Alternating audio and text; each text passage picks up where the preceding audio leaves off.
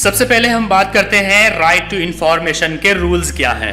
इस कानून का मकसद सरकारी महकमों की जवाबदेही तय करना और पारदर्शिता यानी ट्रांसपेरेंसी लाना है ताकि करप्शन पर रोक लगाई जा सके। यह अधिकार आपको ताकतवर बनाता है। इसके लिए सरकार ने सेंट्रल इंफॉर्मेशन कमीशन और स्टेट इंफॉर्मेशन कमीशंस का गठन भी किया है। रूल नंबर 1, सूचना का अधिकार अधिनियम 2005 के अनुसार ऐसी जानकारी जिसे संसद या विधानमंडल सदस्यों को देने से इनकार नहीं किया जा सकता, उसे किसी आम आदमी को देने से भी इनकार नहीं किया जा सकता। इसलिए अगर आपके बच्चों के स्कूल के टीचर अक्सर गैर हाजिर रहते हो, आपके आसपास की सड़कें खराब हालत में हो, सरकारी हॉस्पिटल्स या हेल्थ सेंटरों में डॉक्टर या दवाइयां ना हो, अफसर काम के नाम पर रिश्वत मांग रहे हो, या फिर राशन की दुकान पर राशन ना मिले, प्रधानमंत्री का खर्च, राष्ट्रपति भवन का खर्च वगैरह अगर आप जानना चाहते हो तो आप सूचना के अधिकार यानी आरटीआई के तहत ऐसी जानकारियां ले सकते हैं। रूल नंबर 2, सिर्फ इंडियन सिटीजन्स ही इस कानून का फायदा ले सकते हैं। इसमें निगम, यूनियन, कंपनी वगैरह को सूचना देने का प्रोविजन नहीं है क्योंकि ये नागरिकों की डेफिनेशन में नहीं आते। अगर किसी निगम, यूनियन, कंपनी या एनजीओ का कर्मचारी या अधिकारी आरटीआई दाखिल करता है तो उसे सूचना दी जाएगी, लेकिन शर्त यह है कि उसने सूचना अपने नाम से मांगी हो, निगम या यूनियन के नाम पर न मांगी हो। रूल नंबर 3, हर सरकारी महकमे में एक या ज्यादा अधिकारियों को जन सूचना अधिकारी यानी पब्लिक इंफॉर्मेशन ऑफिसर यानी पीआईओ के रूप में अपॉइंट करना जरूरी है। आम नागरिकों द्वारा मांगी गई सूचना को समय पर उपलब्ध कराना इन्हीं अधिकारियों की जिम्मेदारी होती है। रूल नंबर 4, पब्लिक अपनी इंफॉर्मेशन किसी भी रूप में मांग सकती है, जैसे कि डिस्क, टेप, वीडियो, लेटर वगैरह, लेकिन मांगी गई इंफॉर्मेशन उस रूप में ऑलरेडी मौजूद होनी चाहिए जिसमें पब्लिक डिमांड कर रही है। रूल नंबर 5, रिटेंशन पीरियड यानी जितने वक्त तक रिकॉर्ड सरकारी विभाग में रखने का प्रोविजन है उतने ही वक्त तक की सूचनाएं मांगी जा सकती है। रूल नंबर 6, आरटीआई से इंफॉर्मेशन लेने के लिए 10 रुपए फीस रखी गई है, लेकिन अगर आप बीपीएल परिवार से हैं तो आपको एक भी पैसा नहीं देना होगा, बस आपको अपने बीपीएल कार्ड की फोटोकॉपी आरटीआई एप्लीकेशन के साथ देनी होगी। रूल नंबर 7, आरटीआई की फीस कैश, डिमांड ड्राफ्ट या फिर पोस्टल ऑर्डर द्वारा दी जा सकती है। डिमांड ड्राफ्ट या फिर पोस्टल ऑर्डर डिपार्टमेंट के अकाउंट ऑफिसर के नाम भेजा जाता है। अगर आप ऑनलाइन आरटीआई फाइल करते हैं तो फीस ऑनलाइन ही पे करनी होगी। रूल नंबर 8, आरटीआई के अंतर्गत मांगी गई इंफॉर्मेशन को आप तक पहुंचाने के लिए 30 दिनों का फिक्स टाइम दिया जाता है। अगर इंफॉर्मेशन पहुंचने में 30 दिन से ज्यादा का समय लगे तो आप केंद्रीय सूचना आयोग यानी सेंट्रल इंफॉर्मेशन कमीशन से अपील भी कर सकते हैं। रूल नंबर 9, 30 दिनों से ज्यादा टाइम हो जाने के बाद अगर आपसे दोबारा फीस और डॉक्यूमेंट्स की मांग की जाए तो आप उसके लिए भी अपील कर सकते हैं, क्योंकि 30 दिन के बाद आपको बिना फीस के सारी इंफॉर्मेशन दी जानी है। रूल नंबर 10, आरटीआई के दायरे में आने वाले सभी डिपार्टमेंट से आप इंफॉर्मेशन ले सकते हैं, जैसे राष्ट्रपति, प्रधानमंत्री, राज्यपाल और मुख्यमंत्री का दफ्तर, संसद और विधानमंडल, चुनाव आयोग, सभी अदालतें, तमाम सरकारी दफ्तर, सभी सरकारी बैंक्स, सारे सरकारी हॉस्पिटल्स, पुलिस डिपार्टमेंट्स, सेना के तीनों अंग यानी जल, थल और वायु सेना, पीएसयू, सरकारी बीमा कंपनियां, सरकारी फोन कंपनियां, सरकार से फंडिंग पाने वाले एनजीओ, स्कूल, कॉलेज, सरकारी सहायता लेने वाले प्राइवेट स्कूल भी इसके दायरे में आते हैं। सरकारी सहायता नहीं लेने वाले स्कूलों पर यह कानून लागू नहीं होता है, लेकिन शिक्षा विभाग के जरिए उनकी जानकारी भी ली जा सकती है। कॉलेजों के मामले में भी यही नियम लागू होता है। चलिए अब हम बात करते हैं कि आरटीआई एक्ट किन पर लागू नहीं होता है, यानी कौन सी जानकारियां आप आरटीआई के तहत नहीं ले सकते हैं। 3 तरह की ऐसी जानकारियां हैं जो आप आरटीआई के तहत नहीं ले सकते हैं। किसी भी खुफिया एजेंसी की वैसी जानकारियां जिनके सार्वजनिक होने से देश की सुरक्षा और अखंडता को खतरा हो, आप उसको आरटीआई के तहत नहीं ले सकते हैं। दूसरे देशों के साथ भारत से जो जुड़े हुए मामले हैं उनकी जानकारी भी आप आरटीआई के तहत नहीं ले सकते हैं।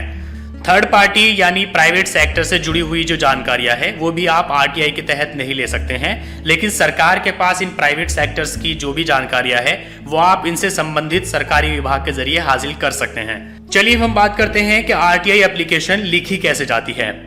सूचना पाने के लिए कोई भी तय परफॉर्मा नहीं है। सादे कागज पर हाथ से लिखकर या फिर टाइप कराकर 10 रुपए की तय फीस के साथ अपनी एप्लीकेशन संबंधित अधिकारी के पास किसी भी रूप में खुद या फिर डाक के द्वारा आप जमा कर सकते हैं, या फिर आप ऑनलाइन भी आरटीआई फाइल कर सकते हैं। आप हिंदी, इंग्लिश या फिर किसी भी लोकल लैंग्वेज में एप्लीकेशन दे सकते हैं।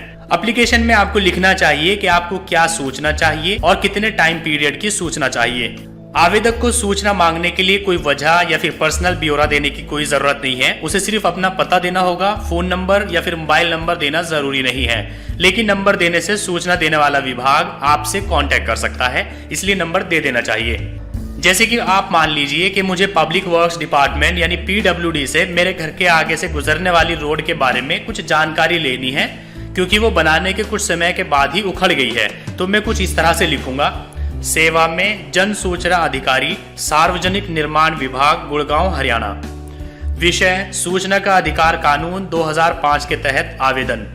महोदय, सेक्टर 32 में मदर डेयरी के सामने से गुजरने वाली 850 मीटर की रोड के बारे में ये जानकारी दे कि इस रोड के निर्माण में कितना खर्चा विभाग के द्वारा किया गया है, रोड के निर्माण और रखरखाव के लिए किन शर्तों पर ठेकेदार को चुना गया है, सड़क के निर्माण के लिए निर्माण सामग्री यानी कंस्ट्रक्शन के लिए कंस्ट्रक्शन मटेरियल को किन मानकों पर खरीदा गया और किस कंपनी से खरीदा गया, सड़क निर्माण के कुछ समय के बाद ही उखड़ गई है तो इसके पीछे का क्या कारण है जो स्पष्ट किया जा सकता है, और अगर निर्माण में घटिया सामग्री का उपयोग हुआ है तो दोषी लोगों पर कार्यवाही की जाने की क्या समय सीमा है। मैं आवेदन शुल्क के रूप में 10 रुपए का पोस्टल ऑर्डर या मनी ऑर्डर जो भी भेजना हो साथ में भेज रहा हूं। कृपया सूचना का अधिकार एक्ट के अनुसार मुझे समय पर सूचना उपलब्ध कराई जाए। आवेदक ईशान सिद्दीकी, तारीख 30/1/2018, पता 124 block D, DLF phase 3, sector 32, Gurgaon, Haryana. तो इस तरह से आपको ये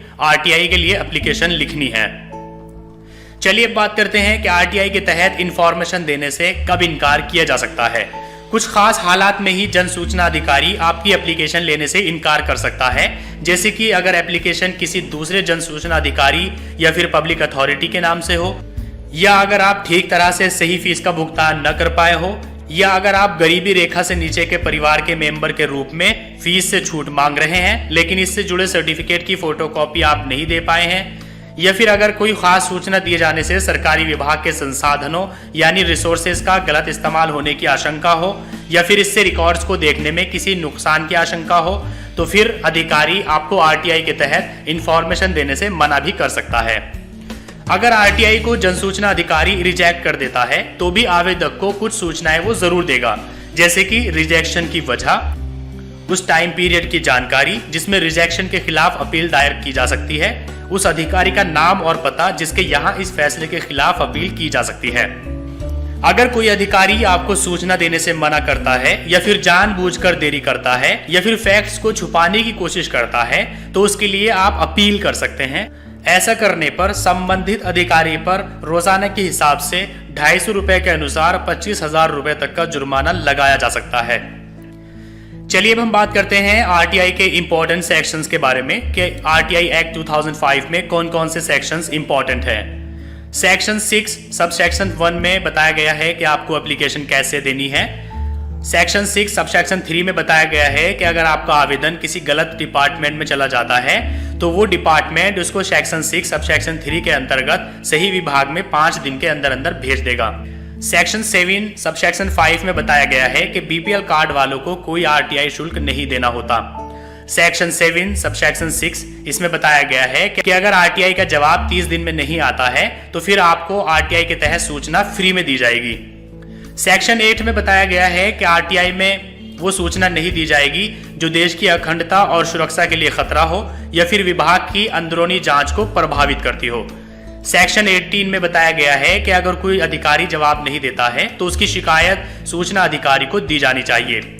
सेक्शन 19 सब सेक्शन 1 में बताया गया है कि अगर आपके RTI का जवाब 30 दिन में नहीं आता है तो इस सेक्शन के अनुसार आप प्रथम अपीलीय अधिकारी को प्रथम अपील कर सकते हैं। सेक्शन 19 सब सेक्शन 3 में बताया गया है कि अगर आपकी प्रथम अपील का जवाब नहीं आता है तो आप इस सेक्शन की मदद से 90 दिन के अंदर अंदर अपील अधिकारी को दूसरी अपील कर सकते हैं। चलिए अब हम बात करते हैं कि ऑनलाइन RTI कैसे फाइल करते हैं। उसके लिए सबसे पहले आपको अपने ब्राउजर में टाइप करना होगा rtionline.gov.in। ये वेबसाइट टाइप करने के बाद जैसे ही आप एंटर करोगे तो आपके सामने कुछ इस तरह का इंटरफेस शो होगा। यहाँ आपको सबमिट रिक्वेस्ट पर क्लिक करना है। जैसे ही आप इस पर क्लिक करेंगे यहाँ पर कुछ गाइडलाइंस शो होंगी, आपको इन गाइडलाइंस को पढ़ लेना है। उसके बाद आपको यहाँ से इन गाइडलाइंस को एक्सेप्ट करना है और सिंपली यहाँ सबमिट पर क्लिक करना है। जैसे आप सबमिट पर क्लिक करते हैं तो आपको यहाँ पर एक फॉर्म शो होता है, आपको इसी फॉर्म को फिल करना होगा। सबसे पहले यहाँ पर आपको ऑप्शन मिलता है मिनिस्ट्री या फिर डिपार्टमेंट चूज करने का। जैसे आप इस पर क्लिक करेंगे यहाँ आपको सारे डिपार्टमेंट्स और सारी मिनिस्ट्रीज यहाँ पर शो होंगी। आप जिस डिपार्टमेंट से भी आरटीआई के तहत इंफॉर्मेशन लेना चाहते हैं उसको आपको यहाँ से चूज करना होगा। फॉर एग्जांपल अगर मैं मिनिस्ट्री ऑफ रेलवेज से इंफॉर्मेशन लेना चाहता हूँ तो मैं यहाँ पर मिनिस्ट्री ऑफ रेलवेज चूज करता हूँ। उसके बाद यहाँ पर अथॉरिटी आपको चूज करनी होगी कि आप कौन सी अथॉरिटी से इंफॉर्मेशन लेना चाहते हैं। सेंट्रल रेलवे है, यहाँ पर सारी अथॉरिटीज आपको शो हो जाएंगी। फॉर एग्जाम्पल अगर मैं ईस्टर्न रेलवे से कुछ इंफॉर्मेशन लेना चाहता हूँ तो मैं सिंपली यहाँ ईस्टर्न रेलवे पर क्लिक करूंगा।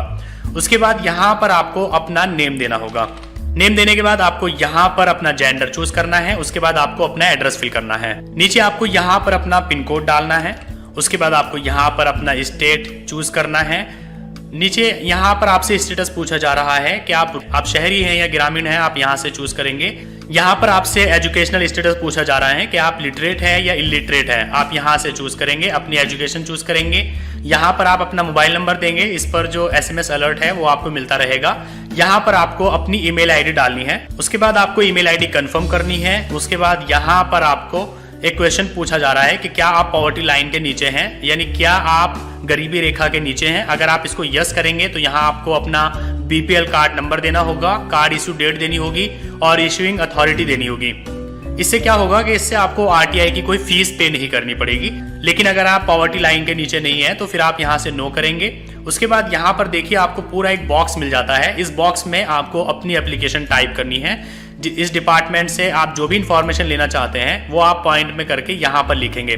जैसे मैं यहाँ पर एक पेस्ट कर देता हूँ। आप देख सकते हैं यहाँ पर पूरी एप्लीकेशन मैंने वर्ड में पहले से ही लिख के रखी हुई है, उसको मैंने यहाँ पर पेस्ट कर दिया है। इसके बाद यहाँ पर सपोर्टिंग डॉक्यूमेंट का आपको ऑप्शन मिलता है। अगर आप चाहें तो यहाँ पर कोई फाइल अपलोड भी कर सकते हैं। आपकी फाइल PDF फॉर्मेट में और 1 MB साइज से कम होनी चाहिए। यहाँ पर उसके बाद आपको कैप्चा कोड फिल करना है और सिंपली आपको मेक पेमेंट पर क्लिक कर देना है। जैसे आप मेक पेमेंट पर क्लिक करते हैं तो यहाँ पर आपको पेमेंट का ऑप्शन मिलता है। आप इंटरनेट बैंकिंग के थ्रू भी यहाँ पर पेमेंट कर सकते हैं और आप क्रेडिट और डेबिट कार्ड के थ्रू भी यहाँ पेमेंट कर सकते हैं। आपको सिर्फ 10 रुपए पे करने होंगे। आप जैसे भी चाहें वैसे आप यहाँ पे कर सकते हैं। फॉर एग्जाम्पल अगर आपके पास कोई क्रेडिट डेबिट कार्ड या ATM कार्ड है तो आप सिंपली इसको चूज करेंगे। यहाँ पर आपको पे पर क्लिक करना है। जैसे आप पे पर क्लिक करेंगे तो यहाँ आपको अपना कार्ड टाइप चूज करना है कि आपके पास रुपए कार्ड है, मास्टर कार्ड है, वीजा कार्ड है। यहाँ से आप ये चूज करेंगे, अपना कार्ड नंबर डालेंगे, एक्सपायरी डेट डालेंगे, यहाँ से CVV नंबर डालेंगे, अपना जो कार्ड के ऊपर नाम है वो डालेंगे। यहाँ पर आप देख सकते हैं कि 10 रुपए का पेमेंट होगा। यहाँ आपको ये कैप्चा कोड फिल करके पे पर क्लिक कर देना है। जैसे आप पे पर क्लिक करेंगे यहाँ पर एक OTP आएगा, आपको वो OTP डालना है और आपका पेमेंट सक्सेसफुल हो जाएगा। पेमेंट सक्सेसफुल होने के बाद ही आपके पास एक SMS आ जाएगा कि जो आपकी आरटीआई एप्लीकेशन है वो सक्सेसफुली फाइल हो चुकी है। उसके बाद 30 दिन के अंदर अंदर आपको उससे जुड़ी हुई इंफॉर्मेशन दे दी जाएगी। अगर 30 दिन के अंदर अंदर वो इंफॉर्मेशन आपको नहीं दी जाती है तो फिर आपको फ्री में सारी इंफॉर्मेशन प्रोवाइड की जाएगी, जिसके लिए आप फर्स्ट अपील और सेकंड अपील कर सकते हैं। चलिए अब बात करते हैं अपील के अधिकार के बारे में। यानी अगर आपकी आरटीआई की एप्लीकेशन रिजेक्ट हो जाती है तो फिर आपको कहां और कैसे अपील करना है। अगर एप्लीकेंट को तय समय सीमा में सूचना मुहैया नहीं कराई जाती है या फिर जो सूचना दी गई है उससे वो सेटिस्फाइड नहीं है तो वो प्रथम अपीलीय अधिकारी के सामने अपील कर सकता है। PIO की तरह प्रथम अपीलीय अधिकारी भी उसी विभाग में बैठता है जिससे संबंधित जानकारी आपको चाहिए। प्रथम अपील के लिए कोई फीस नहीं देनी होती है। अपनी एप्लीकेशन के साथ जनसूचना अधिकारी के जवाब और अपनी पहली एप्लीकेशन के साथ साथ ही एप्लीकेशन से जुड़े दूसरे डॉक्यूमेंट्स को आपको अटैच करना होता है। ऐसी अपील सूचना उपलब्ध कराए जाने की समय सीमा के खत्म होने या फिर जन सूचना अधिकारी का जवाब मिलने की तारीख से 30 दिन के अंदर अंदर की जा सकती है। अपीलीय अधिकारी को अपील मिलने के 30 दिन के अंदर अंदर या खास मामलों में 45 दिन के अंदर अंदर अपील का निपटान करना जरूरी होता है। चलिए बात करते हैं कि अगर आपकी पहली अपील पर कोई सुनवाई नहीं होती है तो आपको दूसरी अपील कब और कहां करनी है। अगर आपको पहली अपील दाखिल करने के 45 दिन के अंदर अंदर कोई जवाब नहीं मिलता है या फिर जो जवाब मिला है उससे आप सेटिस्फाइड नहीं हैं, तो आप 45 दिन के अंदर अंदर राज्य सरकार की पब्लिक अथॉरिटी के लिए उस राज्य के स्टेट इंफॉर्मेशन कमीशन से या फिर केंद्रीय प्राधिकरण के लिए सेंट्रल इंफॉर्मेशन कमीशन के पास दूसरी अपील आप दाखिल कर सकते हैं। दिल्ली के लोग दूसरी अपील सीधे सेंट्रल इंफॉर्मेशन कमीशन में ही कर सकते हैं। सो गाइज, आज की इस वीडियो में आपने जाना कि आरटीआई क्या होती है, आरटीआई के रूल्स क्या हैं, आरटीआई कैसे फाइल की जाती है, आरटीआई की फीस क्या है, अगर आरटीआई के तहत आपको इन्फॉर्मेशन नहीं मिलती है तो आप क्या कर सकते हैं, ऑनलाइन आरटीआई कैसे फाइल की जाती है। तो ये सारी चीजें आज के इस वीडियो में आपने जानी है। अगर आपको वीडियो पसंद आया है तो उसको लाइक करिए, अपने फ्रेंड्स के साथ शेयर करिए, और अगर आपके मन में कोई क्वेश्चन है तो आप नीचे कमेंट करके पूछ सकते हैं।